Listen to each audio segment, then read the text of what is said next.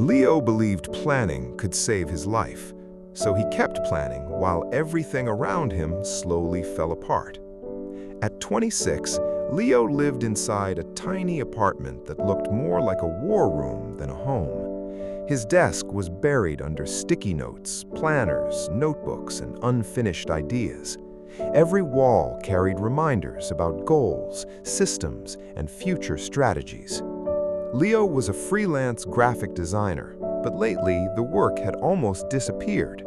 Clients stopped replying, old customers vanished. Weeks passed without a single serious lead. Instead of taking action, Leo convinced himself he simply needed a better plan. He spent hours researching marketing strategies online. He watched videos about client psychology. He built giant color-coded spreadsheets with hundreds of rows. Every possible problem had its own backup solution. It made him feel productive, but nothing in his real life was changing. Then his rent suddenly increased by 20%. The email from his landlord felt like a punch to the chest. Leo sat in front of his laptop, calculating everything again and again. He needed several new clients immediately just to survive the month. Still, he didn't act. Instead, he redesigned his portfolio website for the fourth time. He adjusted fonts, he moved images by a few pixels, he rewrote headlines nobody was reading. Deep down, Leo believed one mistake could ruin everything. Preparation felt safer than rejection. Days turned into sleepless nights. He stayed awake until 3 in the morning, trying to perfect systems that never left his laptop. Meanwhile, his phone kept vibrating with banking alerts. Every notification felt like a countdown clock. One evening, his roommate Sarah came home from work carrying her heavy mechanic toolbox. Her hands were stained with grease, but she looked calm. Leo stood near the whiteboard, sketching another complicated marketing funnel. Sarah stared at the mess of arrows and notes. "Why don't you just go outside and talk to businesses?" she asked. Leo barely looked at her. "It doesn't work like that. You need a proper system first." Sarah dropped her toolbox near the door. "Your system is keeping you broke," she said quietly. Leo said nothing because part of him knew she was right. But admitting that would mean admitting he had wasted years hiding behind preparation. The pressure kept building. A few days later, his internet provider sent a warning notice. Then his design software subscription failed because his payment was declined. Suddenly, Leo couldn't even access the tools he depended on. That same afternoon, the landlord knocked on the apartment door and handed him an eviction notice. 5 days. That was all he had left. For the first time in months, Leo stopped thinking. He grabbed his coat and walked outside into the rain. He didn't bring his portfolio because the cover page had a small smudge on it.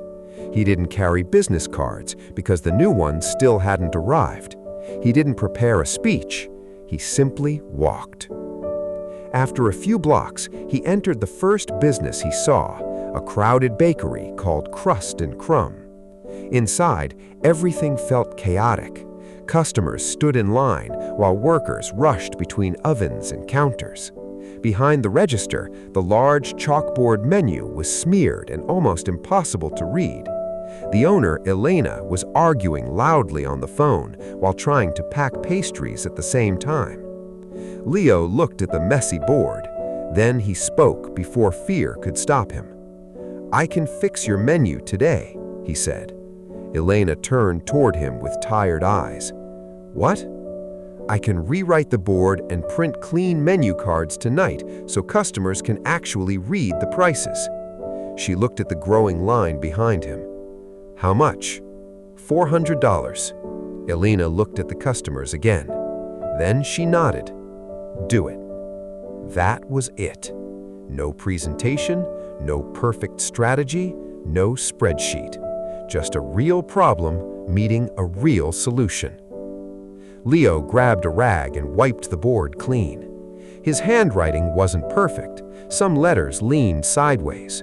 Normally, he would have erased everything and started over, but this time he kept moving. 40 minutes later, the menu looked clear, organized, and easy to read. Customers moved through the line faster. The stress inside the bakery immediately dropped. Elena smiled for the first time all day and handed Leo the cash. "The hardware store next door needs help too," she said. "Tell Marcus I sent you." Leo didn't go home to prepare another plan. He walked directly next door. For the next 3 days, Leo worked non-stop around the neighborhood. He designed flyers for a small independent laundromat using free mobile apps. He reorganized a bookstore display. He painted signs. None of the work was impressive enough for a luxury portfolio, but by Friday night, the bakery, the hardware store, and several rushed neighborhood jobs had finally covered his rent.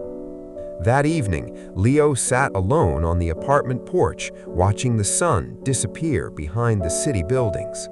For the first time in years, his mind felt still. He finally understood something. He'd spent most of his life believing success belonged to people with perfect plans. But real life rewarded movement. A flawed decision made today could change your future faster than a flawless idea trapped inside your head forever. Leo opened his laptop slowly. His giant spreadsheet filled the screen. Hundreds of rows, endless systems, months of imaginary progress. He stared at it silently.